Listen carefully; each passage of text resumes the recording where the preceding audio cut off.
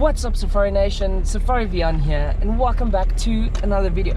It's 2022 and I am so excited for this year. I have some amazing content lined up and I just think it's going to be a great year.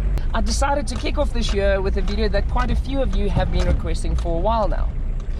Rule of thirds and how to use it in wildlife photography.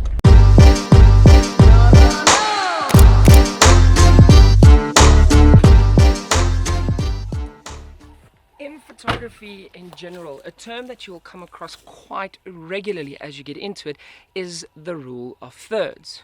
You gotta focus on the rule of thirds.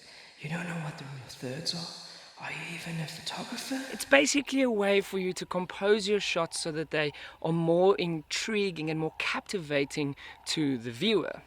But the concept itself is a pretty simple one and an easy one to understand, but as soon as you apply it, it immediately makes a difference to your photos. By the way, how do you like the green buffalo? Pretty cool, right? Yeah.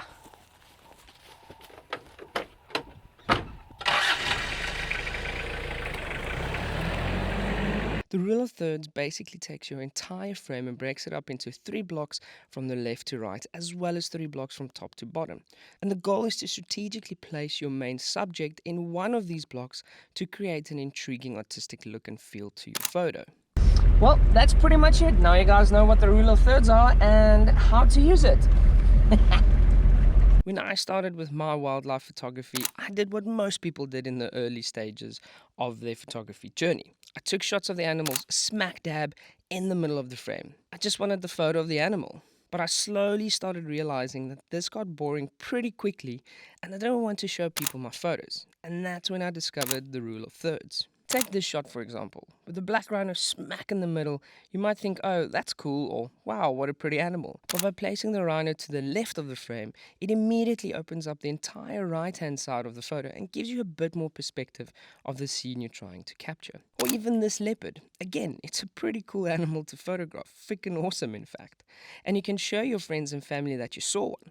But if you place the leopard only a little off center and open up the left, suddenly your photo becomes more appealing to the eye. I'm actually trying to find some animals to photograph so that I can help explain this video. But I hope that by now you guys have a bit of a better understanding of this rule of thirds concept and how to use it. I do, however, have a few extra tips and tricks to help you use it practically in the field and practice it. Just ask yourself, which direction is my subject looking? Which direction is it moving? What's in the frame around it? What story do I want the photo to tell? And can I shoot in the middle and edit in thirds? If you have a subject like this spotted hyena, you tend to want to put the open space in the direction that it's looking in. So in this shot, you want the open space to the left and the hyena more towards the right.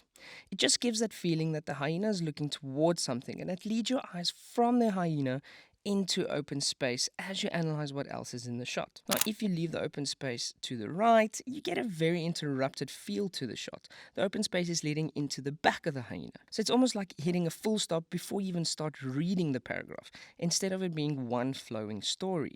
Birds are also good examples of this, as you often have them perched upright with their head facing in one direction, like this egret looking to the right. You can see that leaving the open space towards the right just creates a better looking image, and if you put the empty space towards the left, it would feel off balance and interrupted. Something just isn't right. If you're photographing something like this leopard walking towards the left, you generally want to give it space to walk into the frame. So keep the leopard to the right and give it that space to walk into, as it just creates a more intriguing photo. If you had the empty space behind it as it walked out of the frame, it would again give you that feeling that something's off.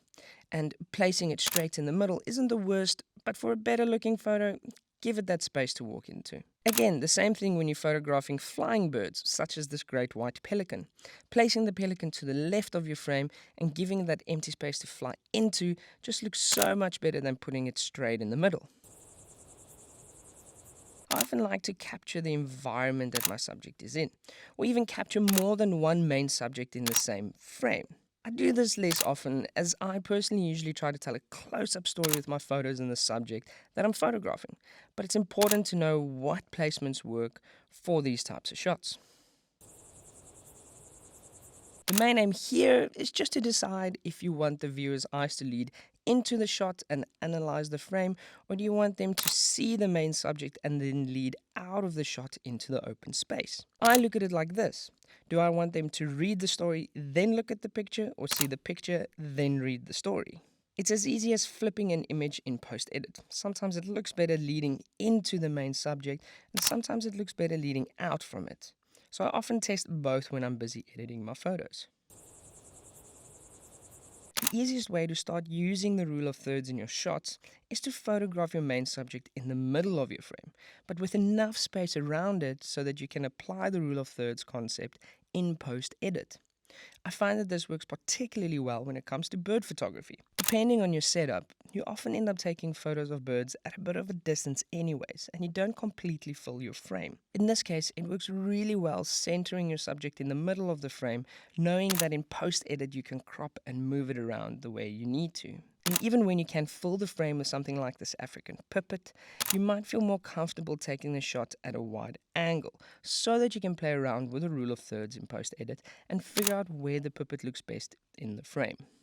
As with anything wildlife photography, the best way to learn is to just do. So get into the field, spend some time in your backyard, just start photographing things so that you can start practicing the rule of thirds. The more you practice, the better you'll get and the better your shots eventually will be. Hit the like button to give the green buffalo some love, and make sure you smash the subscribe button so that you don't miss any future uploads. And remember guys, just get out, enjoy nature, and don't forget your camera. Cheers!